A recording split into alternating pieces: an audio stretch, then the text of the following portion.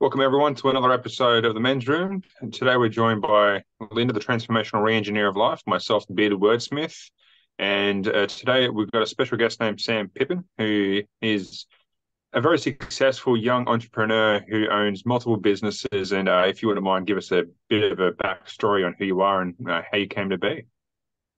Yeah, absolutely. Thank you for having me. Was born and raised in Montreal in a French household, which you can probably tell my French accent. Was a soccer player my whole life, and had a very different, distinguishable, I'd say, academic journey. I was homeschooled most of my life after my the educator told my mother that I was a little bit of a different kid when I was about 4 years old. Was pretty much wall facing, doing mental maths that whole time, which is quite different at that early age, and was able to find out that it was actually more because of rapidness and intellect than a true weird behavior. If that makes sense. And I was able to like be homeschooled, was studying at a high school level at 9 years old, graduated with a college degree as well in nutrition at 16, which is about 33 years in advance on my peers here in the Canadian system. I was basically injured. I was a soccer player, like I said. I was injured severely when I was about 16 years old to my left leg. I broke my left femur, which was terrible. At that time, it was a catastrophic event where I thought the world was kind of like crumbling upon myself. But was able to bounce back with the help of my beautiful mother. Found Christ at that time as well, which was beautiful. And once that was done, I grabbed my first sales job when I was about 16 and a half years old. And I did extremely well, basically in a digital marketing agency in Chicago, and bring myself up all the way to head of business development for my own basically department. And that was great managing people, starting to understand dynamics, client management, client fulfillment, client acquisition. So pretty much a whole nine yard. And once that was done, about 7 months later, I told my employer at the time that I wanted a full-time job or I'll leave and start my own business. And he said, well, we don't have any openings, so please start your own business. And I did that with Sam Associate, which was my first venture. I was a deal matching marketing online platforms. I was completely faceless at that time with my mentor and my basically my partner, and we scaled that quite rapidly to the point where 14 months later he was able to buy me out, which was my first successful exit. And then I'm building CoreCentrica, which is a revolutionary new way of doing marketing that we call meaningful marketing. It's basically bridging the gap between data and neuroscience. It's a very interesting upbringing you had. I didn't realize you were homeschooled. What were some of the advantages that you had from being homeschooled? Was that like the availability to complete your work at a much faster rate because you didn't have the distractions as you usually would in school? Therefore, you could advance at a much faster rate. Well, that's definitely one of those. That's definitely one of those. I had wonderful teachers as well. And to me, the main advantage to be on school is the understanding that there's more to life than what is actually taught in school. I think that's very hard to debate, especially these days.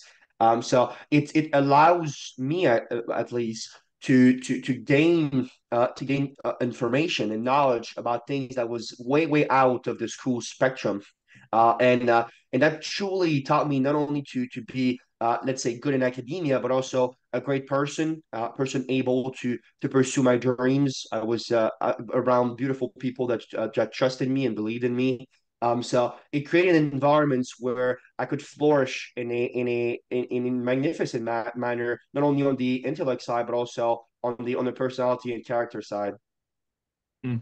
That's really good points there. And if you don't mind me asking, what exactly got you started into wanting to make your own business and go down that line? Was it you seen the successes that you were having helping this digital marketing agency, and you were like, stuff it, I may as well branch out on my own and try. Yeah, I think that my quest of starting something from the ground up truly reside in the idea that perhaps there's a better way, and I say this very often. But whatever I do in life, whenever I see in life, I always ask my a question, which is, "Hey, could this be better?" And seeing the insides out of a digital marketing agency, being basically head of business development at that business. I've really understood that there were some good things, and that's why I was there in the first place. But there were certainly some bad things that I thought I could improve through not only my knowledge but also the help of others, beautiful minds that has been alongside myself in this project. So for me, and that's actually why I chose digital marketing in the first place, is because to me it was a field still lacking a world leader. What I mean by that is when you look at tech, there's a lot of big players. There's Apple, Microsoft, Nvidia, so on and so forth. When you look at marketing, outside of the current provider that you have, most people won't be able to give you three or four basically name on top of their head that are truly established businesses with thousands and thousands of businesses in their client book. So for me, it was about creating a blue ocean to take over that market, not only to seize obviously a monetary opportunity, but perhaps influence and just rising as an individual's socially, I'd say. That's interesting that you mentioned that because it's a good point because I'm in the digital marketing space as well, and I'm a digital marketing consultant, and that's very something that's true because I haven't seen many leaders in this space. There's a lot of small fish, but not a lot of big fish, and it's a good Right. aspiration to have that sort of dream that you want to become one of those big players, and you have that ultimate goal at the end of the day. And it sort of reminds me of Alex Hormozy and where he came from in the beginning to where he is now. He's probably one of the biggest, well-known digital marketing figures out there at this current point. There's not too many others that really compare to him, and you've definitely got amazing goals sitting there. And yeah, I wouldn't mind asking, what would be your ultimate goal after attaining that goal of being the top fish, so to speak, in the ocean? Mhm. Yeah, it's a very interesting question. I have a lot of personal goal, but let's start with professionally. So, my main goal is for my mother company, Sam Associate, to be publicly traded by 2030, which gives me about 5.5 years to prepare basically all pieces. And the true goal is to take that influence and do good in the world. What I mean by that is I have a major inclination with nonprofits and projects such as solving world hunger, and overall just trying to, again, perhaps there's a better way. So for me, these things should be actually already the case, but it's not. And let's be at the forefront of making that revolution. Let's say. So professionally, it's for me to be completely out of the day-to-day operation of the business by that 2030 mark. For me to be able to concentrate on first having a flourishing family, which is, in my opinion, the most important thing in life, and what coming from that, having a way that we can have great people running this business to greatness. So, Sam, you've talked a lot about all the different things that you've experienced in your short but rapidly climbing success. And so I heard you say that your mother's influence, your mentor's influence. Tell us a little bit more about those people that have been behind you and the number one thing that I guess that they did for you to be able to move in the way that you are these days. Mm, yeah, great question. But let's start with obviously my mother.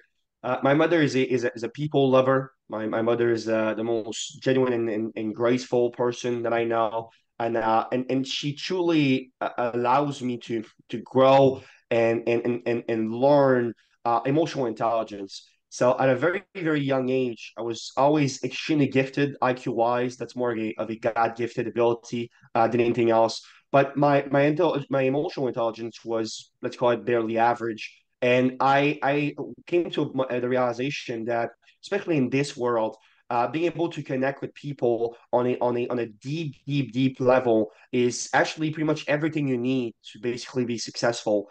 It's way less about what you do. It's way more about who you know, especially in this economy. So that was the number one thing that she taught me, was this ability to connect people, to resonate, to be remembered as perhaps a great person as first, which is our main goal. And so that was the main gift, alongside obviously 10,000 others, since she's my mother. But I would say professionally, that's probably the first one. And then my mentors, I had a succession of mentors. I still work with mentors as we speak. I think they're never too big to be coachable. And I started with my first mentor when I was 16 and a half years old. He was actually my employer at that time, which is very interesting, kind of like a relationship. and David Ubita, obviously, if he watches this, what's up? And David was my first mentor, showing me how it's possible to actually not only make money but positively impact people through digital marketing. So I learned the ins and outs of funnel creation, of obviously, like I said, just top of the funnel, mid funnel, low funnel client acquisition. So I truly understood the bulk of my digital marketing from him, or perhaps through him. And afterwards, having countless, so that's what he told me, that truly the knowledge and the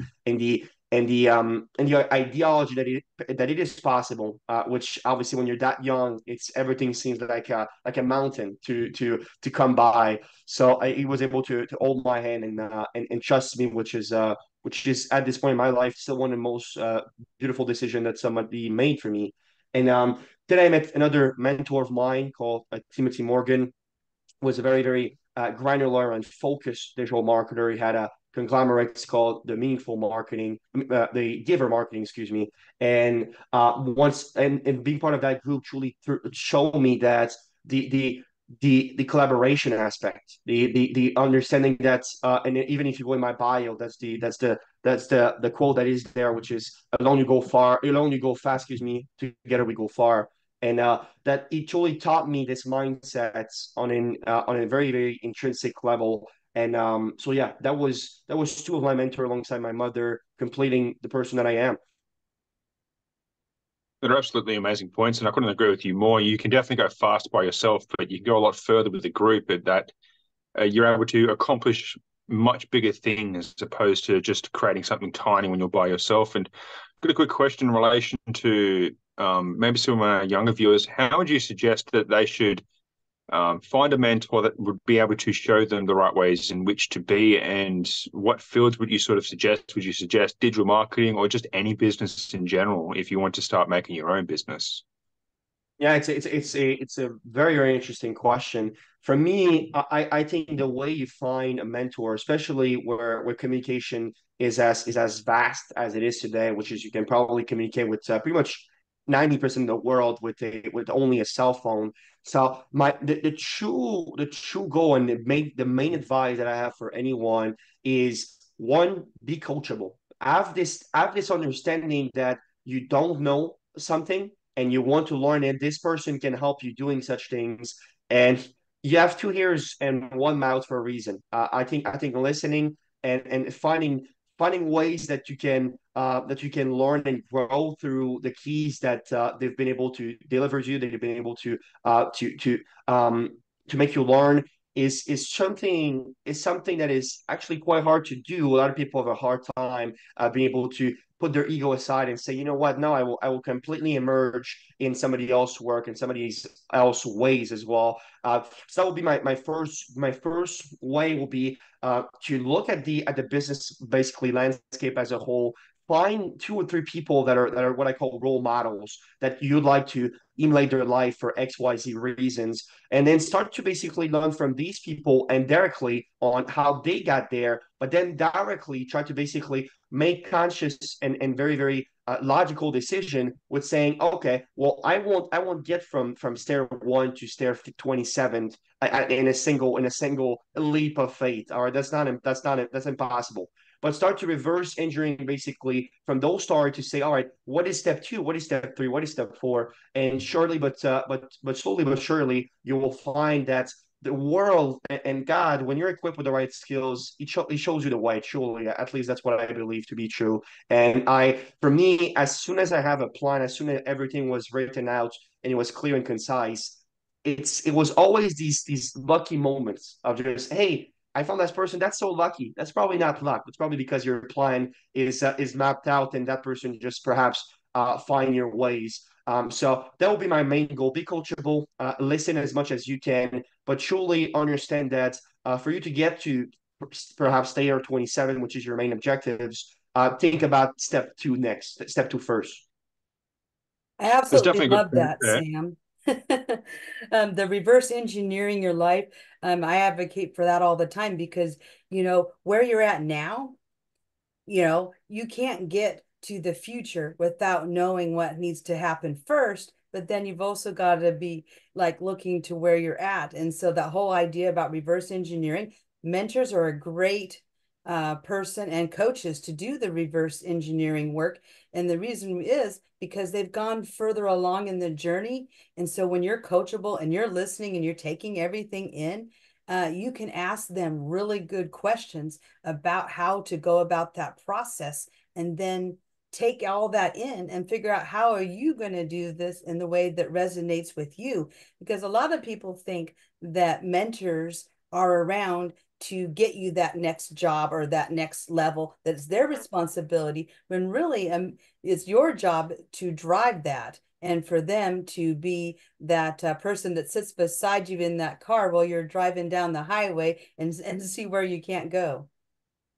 Absolutely, absolutely. I think mentors are accelerators. So they're people along your journey that will basically make you create, make you perhaps become the person you will need for you to achieve your goals. One thing that a lot of people I think misunderstand is it's one thing to have the skills, it's another thing to be the person that can embrace those and lead those into successful outcome. So for me, and I'm a big Jim Rohn fan, for me, if you want more than what you have, you will need to become more than who you are. And when you understand this quote on a granular level, you understand that again, it's perhaps more than what you that life is more than what you just see. More is what you can. Life is what about what you can feel, what you can also smells and touch and so on and so forth.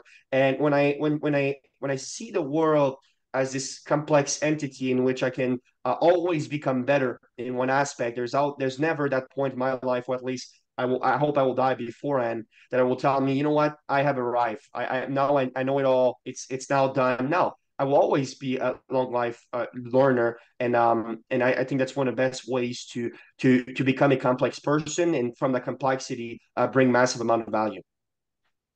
That's 100% true, and you couldn't be more right with that. Is most people nowadays aren't lifelong learners. They have too much of a big ego and think they know so much already Yes. before they even hit the age of 20. And you're someone who's got such a strong, competent mindset that you are able to learn so many more things because you have that open mind. You're willing to learn new things, even though you might know something about this field, doesn't exclude you from learning something new that might 10x you the results you're getting or shortcut a couple of steps on that pathway. So Correct. too many people nowadays just don't like think of other people rather than themselves. They think, oh, I know everything. I'm the best. I can do this. I can do that. That's not the case. The people who could do everything are the people who are the nicest, who have an open mind, who are willing to help one another without ego or arrogance or a lot of those sort of emotions. And definitely finding a religion to follow definitely helps in the path of an entrepreneur, because it can be very lonely at times. It can be very frustrating. And if you don't have someone to sort of believe into, something to hope for at the end of the day, and know that there's going to be someone helping you along that journey, it can really be hard to continue on that journey. And it's definitely good that you did find someone along your path, being God, because too many people nowadays just think, oh, I don't need anyone. It's just going to happen all of a sudden. And that's not the case. If you don't have something to believe in, something to hope for, then you will never find that belief and that hope that you need. So there's so many good points that I could touch upon there. Yeah, absolutely. Linda, do you want to say anything on that? Yes, actually, I did. We've talked a lot about all of the people in your corner that have helped you to be successful, and that you've aspired and have been moving very fast through your journey and highly successful. We also want to know, the listeners want to know, what challenges have you faced along the way? Because, it's like the iceberg example. All these things happen below the surface that no one really gets to see. And people think that success happens overnight when really there's a lot more to it. And so it's through the challenges and struggles that we can learn about, we can appreciate the journey that you've gone through. We can appreciate the journey that we will go through when we do have those difficult moments, or those times where you just want to throw in the towel and just say, why am I here? Mm-hmm. Absolutely. So challenges for me to set the conversation are always opportunities. That's the way I see it. So therefore, even even contemplating challenges is actually a hard thing for me to do. Typically, I just contemplate this idea that they're part of the journey and therefore just disregard them as challenges completely. But to answer your question, obviously, first thing, especially when you start in business, is cash flow, right? It's just keeping the boat flowing. So when I made this first separation, was about 17 years old at that time. I had the beautiful pleasure to be basically still living with my parents. My cost of living was extremely low, and because my cost of living was extremely low, my savviness and my opportunity of basically managing and also risking as much as possible was extremely high. So I always had this go big or go home mentality, truly. And I wouldn't say that's truly an advice. That it truly depends on your character and your overall personality. But for me, as soon as I basically branched out, my main goal was be able to. I believe we live in an economy of attention. So how can I gather attention from the people that I know are my target audience and might pay me for my services? And that's the first goal, by the way. I see so many people trying to trash others because they're only there for the money, as they like to call it. No, you want if your business is your way to make a living. Obviously, there's a strong emphasis on money until the point that you're self-sufficient, and then that's another discussion. But that being said, at first is how can I keep the boat floating? How can I find my first couple of customers? So that was certainly a challenge. The way I do it is through massive networking. So I was able to embrace the mentality of meeting people, being coachable, understand their needs, and trying to find ways that we can solve these needs as best as possible. So even when I had my first chance to sponsor a venue, I remember I had about like maybe $2,200 in my bank account, and the flight plus the venue plus basically going there cost me probably 1,800. So I had like $400 left in the account. And again, I was just still a solopreneur at that point, but that was my first opportunity to put Sam and Associate logos in front of some people to talk about what we had in mind. And I landed two clients. I landed actually four partners as well in that week alone. And so that's one of the main challenges that I was able to embrace and turn into an opportunity. Another challenges as well is client fulfillment. So when you're starting in business and you're a solopreneur, you want to get as big as possible. People start to trust you, they start to pay you for your services, but you will hit basically a roof where you're like, whoa, I don't have enough time, I don't have enough resources, don't have enough skill set to basically fulfill all these contracts. What do I do? Do I contract them out into a third party? I'm not sure. I don't have these type of responsibilities. Do I bring on employees and W2? Do I have the margins to do that? So there was definitely some challenges on a structural standpoint to say, all right, what do I do to make sure that these basically customers are pleased, they stick with me, and the business can grow leaps and bounds from those testimonials as well, which is one of the fastest way that I've grown my own business. So those are two challenges that again I think are massive opportunities to do better and be better. What would be one of the ways that people nowadays can network with other people that with just social media think if they don't have the availability or money to go to these events as you sort of probably did? Yeah, good question. For me, especially these days, there are great networking events run by amazing people that are absolutely free and at least to start with, and that makes you the ability to connect with people on a very deep level. I won't mention any name here. I'm not sure if I can, but I will tell you that LinkedIn is a great place to start. Trying to join groups that are associated to your industry or your target audience, and trying to find groups, find conference that perhaps maybe they're looking for somebody like yourself to be a trailblazer to move the needle on a couple of deals. So be available for basically taking this long game mindset.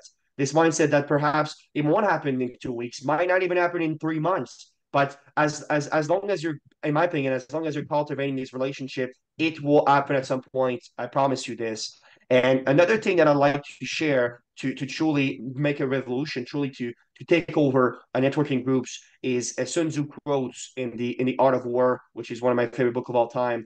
And it's, if you want to take over the group and the troops, take over the leader. What I mean by that is you want to understand that your time is finite. If you can't be best buddies with the C-suite or the basically the owner, the runner of that networking group, the sky's the limit. There is no barriers anymore to everything that is happening. People will go through you because he values you as a person and as a business owner, as a business partner. So my main goal, and that's a little bit scary. Obviously, those people are influenced for a reason. They're typically very good, very established. So that will all depend on your abilities to not only communicate probably who you are, but also convey value through different initiatives. For example, hey, let me be an affiliate of this group. Let me try to find people, and perhaps if I found two or three, would you grant me a membership? That's one way that I got into one very luxury group very early on, even though that I didn't have the money to do that. So there's plenty of ways you can give before receiving, and when you act upon this mindset, the sky's the limit. So that's a very interesting point. I think I've been doing that unintentionally by trying to find these the heads of these businesses and companies and just genuinely being a real person with them. I've never read The Art of War by I think it's Zinzu or So yeah, yeah, it's an amazing book. I've heard a lot of good things about it, and that's where incredible. I cut out, did I? No, Oh, incredible book. Yeah. oh yeah. I was going to quickly ask because you said you read that. Would there be like your top three books that you would suggest to people that you should read? Because yeah, The Art of War sounds absolutely amazing. So many people have told me so many good things about it, and same with the 48 Laws of um Power, uh Robert Greene. the, yeah, I was trying to think of the title then 48 Laws of Power. That's it.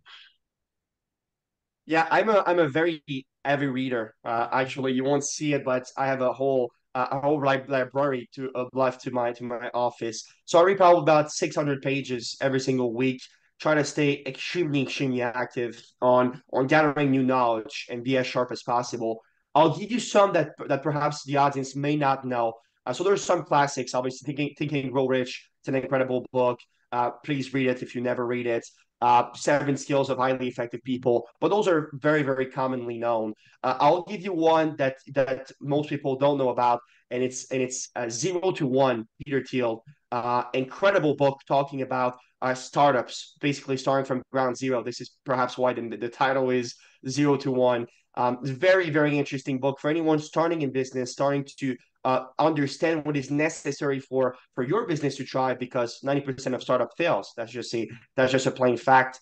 If you want to be that 10%, read 0 to 1. Extraordinary book, truly.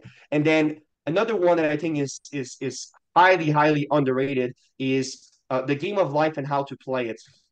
And actually a female author. It's my favorite to be a female author of all time by a mile. And Florence is incredible at basically understanding how to communicate very deep and hard topics into super easy segmented basically points that anyone can understand from any realms of life, any demographic.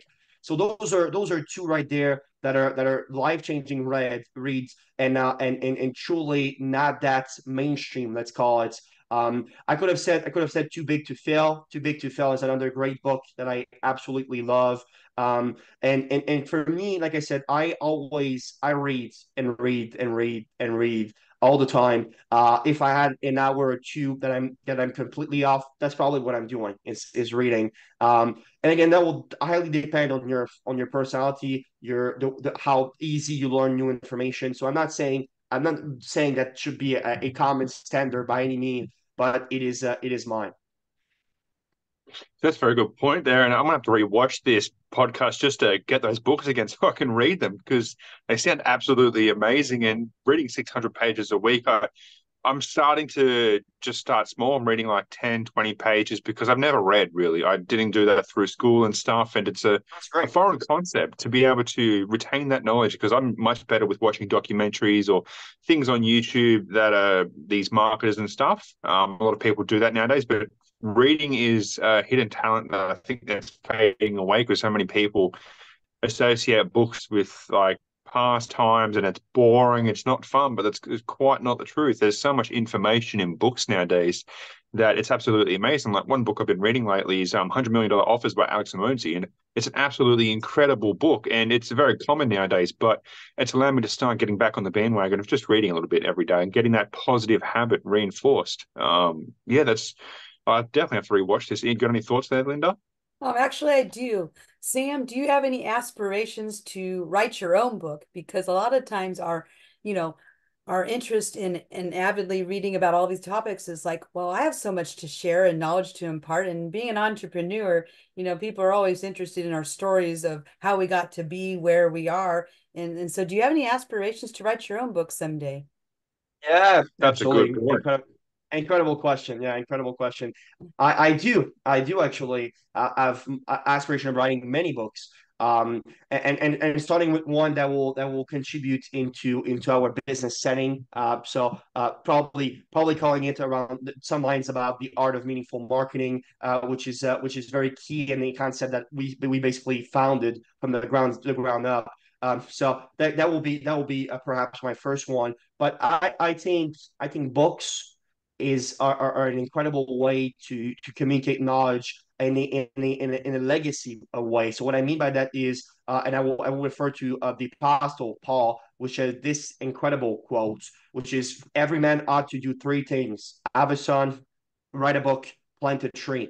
And the reason why he said such things is because these things will outlast you. The whole concept of life, in my opinion, is to build a legacy for not only your word to be remembered, but for your loved ones to be able to be flourish and to empower by your journey. And if you were not able to put it into a medium that is rewatchable, perhaps even videos nowadays are rewatchable, so that will count. But a book is so much deeper in its meaning, in the understanding that you hold a book in your hand, you actually physically swap the pages. There's a connection that is to me impossible to replace. And so the answer is yes, many, and one probably in the next 2 years. That's excellent. I'll have to be one of your first customers then. And I love how you talk about feeling and touching the books because I love being able to read a book and to touch the pages, to earmark it and all of that. So I always get excited when somebody says that they have a bookshelf of books, because I've got a whole bookshelf of books from authors that I've met personally, they've signed. And so I've got this collection that I love to get into all the time. And so, yes, we're going to have to put one of your books into my collection and Michael's collection for sure. Oh, I've got an Absolutely. interesting question now. What's your thoughts? Because I own a collection, but digitally. So I'm the opposite. I obtained a collection of about 30, 40 books around marketing, copywriting, lifestyle, and everything else. And it's a different type of thing to read something off a screen. What's your thoughts on ebooks and stuff nowadays, opposed to an actual physical book? Yeah, it's a great question. For me, it depends on a couple of things. So first of all, you want to understand that we all typically we have different biological preferences. What I mean by that is there's 11 biological preferences. So if you are visual or kinesthetic or basically hearing focus, all these things will be drastically impacting how you retain that information.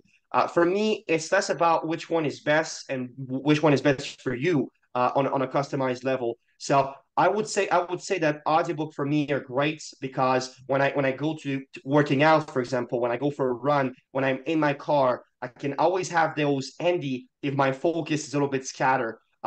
Typically, I would say though that for me at least, and what is commonly known to be the truth in the arts of learning is, the more focused you are, the more senses that you can basically put into display, the easiest it is to retain information. And I will even give you another tip that's a hardcore reader tip. And that tip is, what I do is, as I associate a book with a scent. So what I do is I will have a different candle for every single book that I read, and to ingrain myself with, when I was reading that book, I was smelling this scent, and I was obviously physically touching and swapping the page. So that's three right there. That's three basically senses. You have obviously your eyes, Then you have your sense, you have your nose, and then you have touching. So you have your hand swapping the pages. I saw that personally and pretty much across the board with everyone that I talk with, the more senses can be activated, the more it is a deeply meaningful experience. I do that unintentionally already, but not with candles, with incense, because I love the smell of incense. Nice. So Yes. I've constantly got them burning, and yeah, it's quite similar. As I have certain incenses for certain work modes and how I'm feeling. If I just want to That's relax, I'll burn a certain incense. So yeah, that's a extremely good point. I didn't even realize that like you could do that with candles. Like I just thought, incense perfect. It's easy, not too expensive either. It's only a couple bucks a box. Yeah, and incense are great. Incense are fantastic. I love incense. My girlfriend is actually a big fan of incense. And to me, and that's actually a great point you're making as well, is not only when you're reading book, but you can condition yourself to basically have your body being engaged with XYZ topic. So for example, you just said that you have different incense when you are in work mode, relaxation mode, whatever those entertaining mode, I suppose. So these are incredible cues because your brain will associate not only a task but also a habit. And the truth of life, especially in this highly scarce economy, is cultivating habits. If you are a man of great habits, you will be a man of great results. That's as easy as that.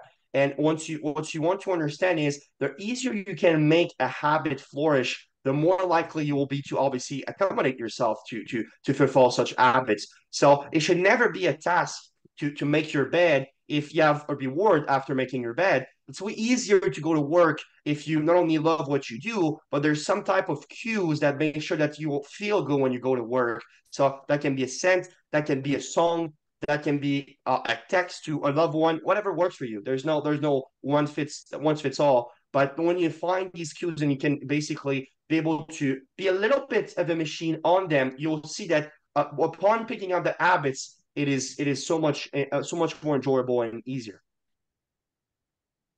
See, that brings me to another question now is, do you do deep work sessions? Like, do you just block out everything else, turn notifications off on your phone and sit there for a good hour or two and just do solid work?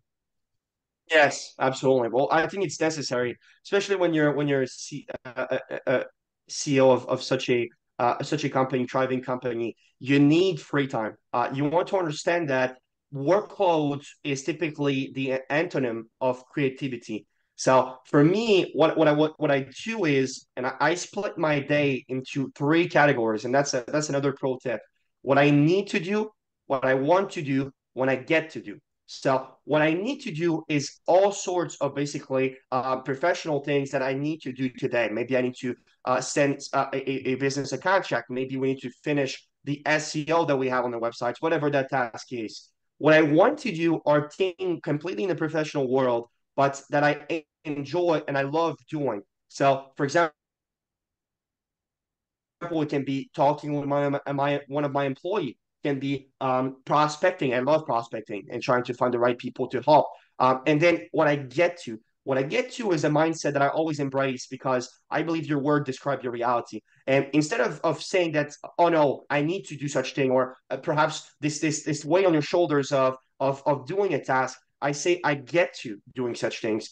So get to are all the other things that I'm very grateful for. Can be calling my mom, can be spending time with my girlfriend, can be eating a beautiful meal with one of my partners and friends. So I try to basically do everything that I need to in the first block of my day. So I wake up about at 5:30, typically go exercise for a little bit, probably an hour ish, and I'll be back in the office in front of my computer at 7.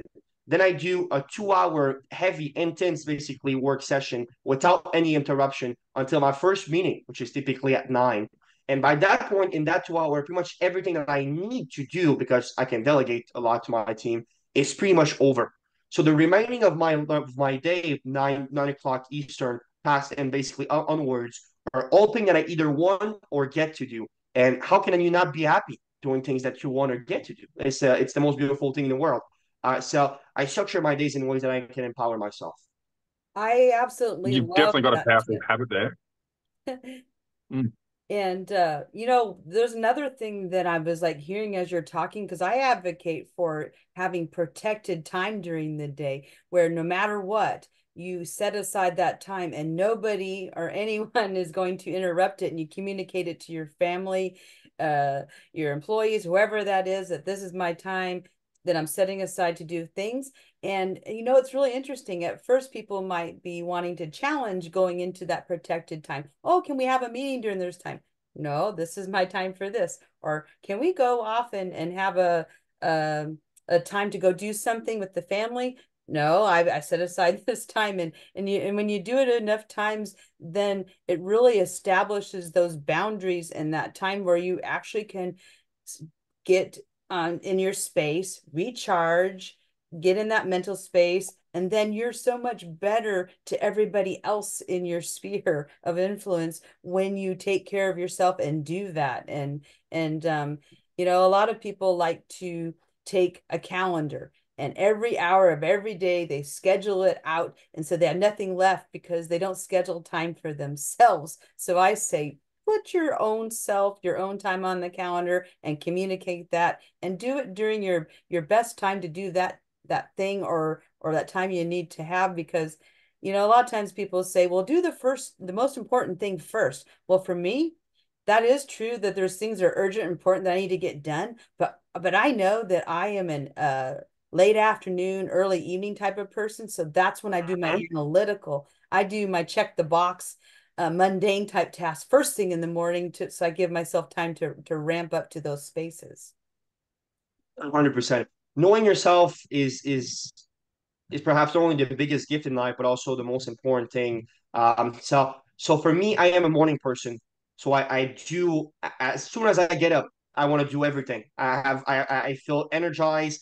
I feel great. I want to empower myself in the world. So that's why I do things so rapidly in the morning. And typically my day will falls out until journaling at around probably about 7 or 8 p.m. So I still work very a lot of hours, but that's just because I'm a workaholic. That's another discussion. But that being said, when you know yourself and you know where basically I call those a day's journey. When you understand yourself on a day's journey, you can have these reflections. So I'm more of a late afternoon person. That's where I'm more focused. I'm more striving. Well, you do your most basically energy based task at that time. That way, it fits right in your schedule and not the so-called world schedule of what should be best for now.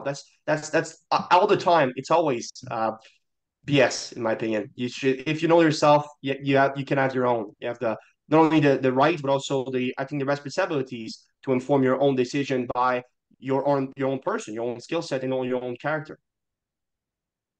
That's definitely one of the problems with overextending yourself in the beginning is if you have no commitments, and I've fallen to prey to this same thing, is you tend to fill your schedule with that much work and no play.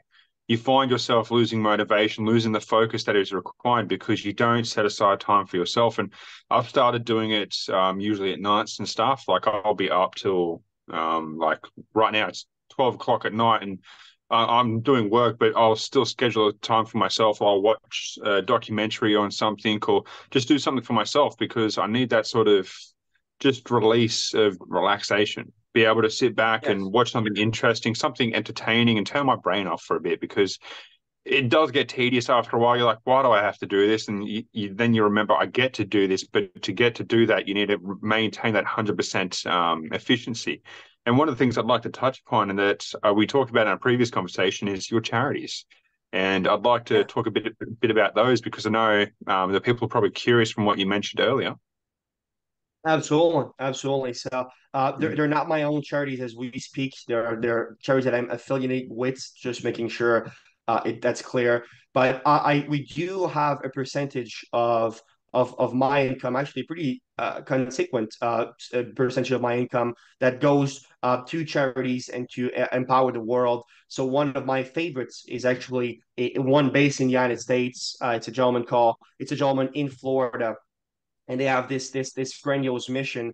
It's called Return Through Giving, RTG, and it's an incredible initiatives where their main goal is to solve world hunger. So and children's basically hunger in the first place to start with. So they're starting in the United States locally because obviously it's easier to do so. But it's currently about feeding 50,000 basically kids every single month through Feeding America. And I am a very, very big I think that life is better lived in those transcendence moments.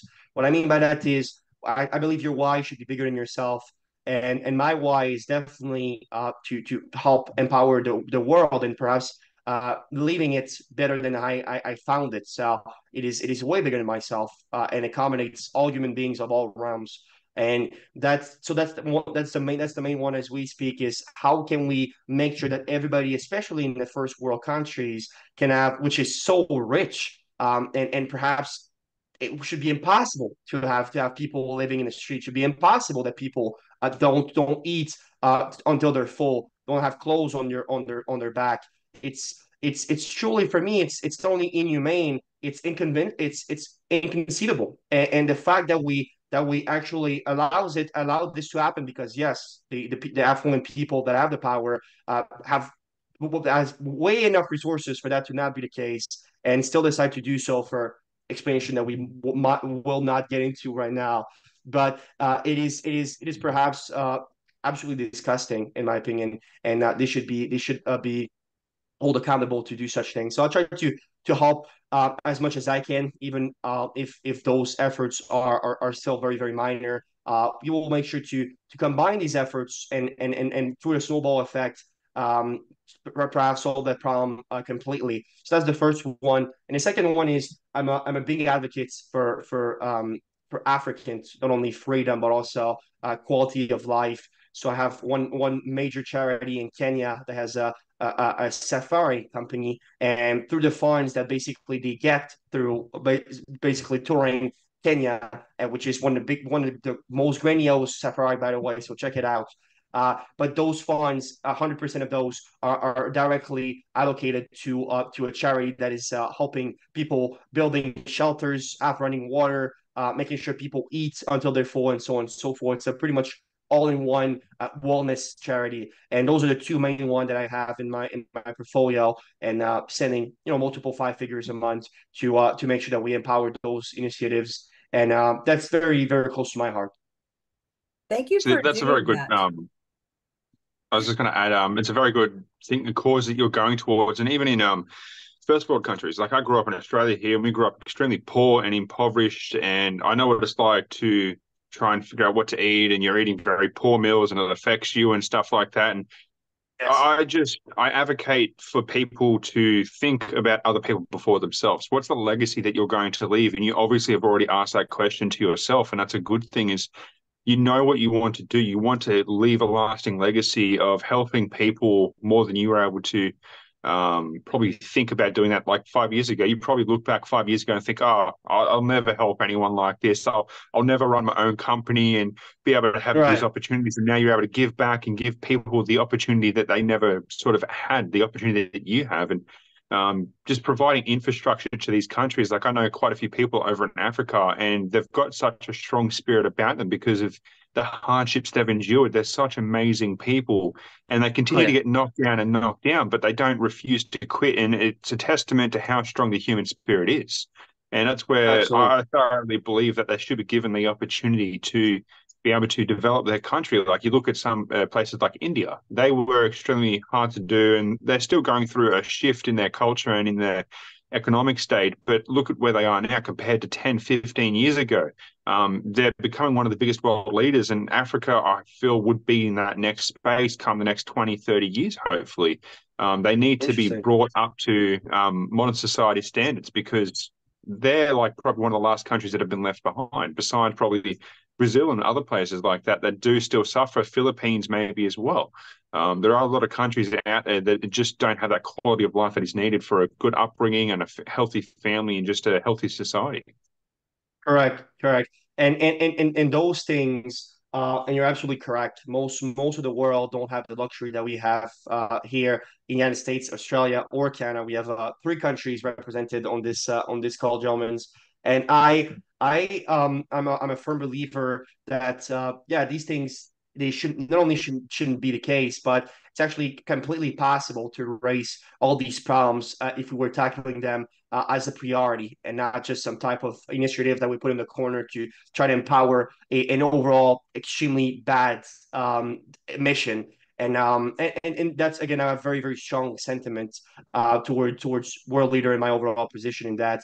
But I believe every single human beings should have the no, should have the right, and that should be a luxury to eat every single day. Now should be a right, and it's actually should be a constitutional right of this understanding that through empowering ourselves, we empower other, and therefore our country won't stand with homelessness, won't stand with basically people dying of famine. And this again, the bar needs to be raised absolutely, and I think the bar will be raised through people taking these initiatives in their hand and stop completely trusting governments, unfortunately. So that's one big thing that I've talked to with a couple of people from Africa is there's a lot of disconnection over there. They don't have a clear pathway. Their governments are very shattered, and there's a lot of wars and that. And that's where I think the next hopefully 20 to 30 years that a lot of those things will be surpassed. There'll be a much stronger country and probably on par to where America is going because their people are so strong, yet the government is what's leading them behind because they're not Right. putting the foot where it needs to go. They're too busy with a lot of corrupt things. And I won't go too far into that because I know it's a big subject, but It is. companies such as yours or charities that you're helping us helping out there that allow to give back to these communities, allow these like water wells to be made, farms to be developed, regeneration projects to be done, and it gives opportunity to the up and coming generations to be able to explore creativity, learn more things, learn how the world works instead of just trying to fight from meal to meal, trying to walk 30, 50 Ks just for a couple of bottles of water. And it might be dirty Yeah. at that point as well. Absolutely, absolutely. No, it is a very interesting topic.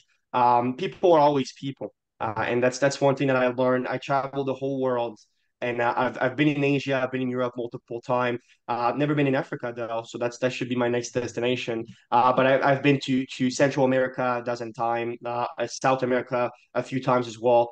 People are always people. People wants to be free. People wants to have the perhaps the chance to be happy. People wants to be fed. There's the quest of life is actually way more singular that people understands it. We like to overcomplicate it to sell the $49 course. That's but surely life is actually not that complicated when you take a positive and truthful lens. Governments are the problem. People that have influence will always be the problem. It's never been left against right. It's always been the ruling class versus the working class, and it will always be the case. And it's about them time that people realize that and open their eyes and say, you know what? If they won't do it, why wouldn't I? And I think that's the world is going that way. It's definitely a strong point to have. And yeah, more people definitely need to be like that. And it's just thinking on the basic terms of don't do to others what you don't want done to yourself. If you want to be treated fairly, treat other people fairly. It's a simple rule that most people don't follow. I Really was going simple. to ask Linda, is there any closing thoughts you'd like to ask before we close the podcast up? Well, as we're talking about legacy, the living legacy, the one that we also leave behind, um, and the things that we do to contribute to society, I'm thinking that the message or the closing remark that I want everyone to hear, that's listening in on this wonderful conversation on so many different areas today is that change begins with us. We don't wait for somebody else to do it. I can make a difference just by showing up and doing said thing. And the impact of one person starting the change, it has a ripple effect. And I just feel like even this conversation we're having today is just one testament of that.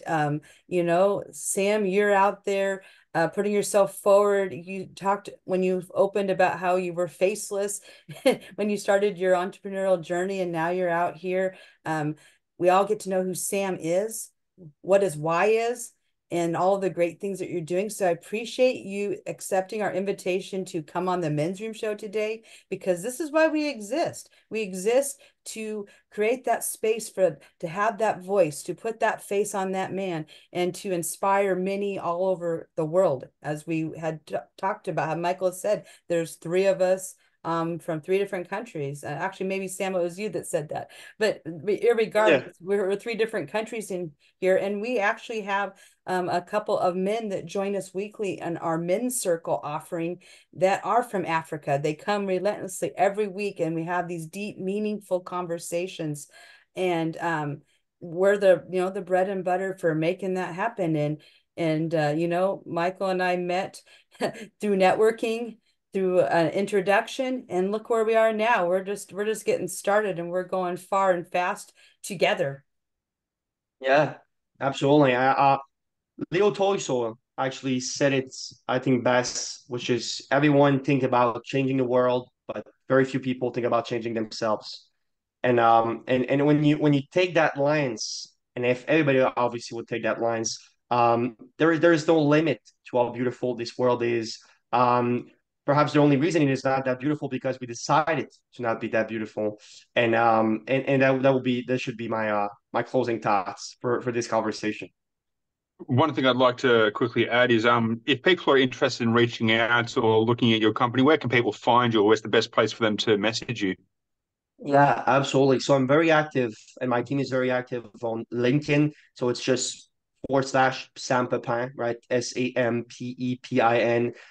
You can find basically all information about CoreCentrica at CoreCentrica.com. So CoreCentrica.com. And message me. Obviously, email. My email is very simple, right? Sam at CoreCentrica. Cannot be more simple than that. So message me, email me.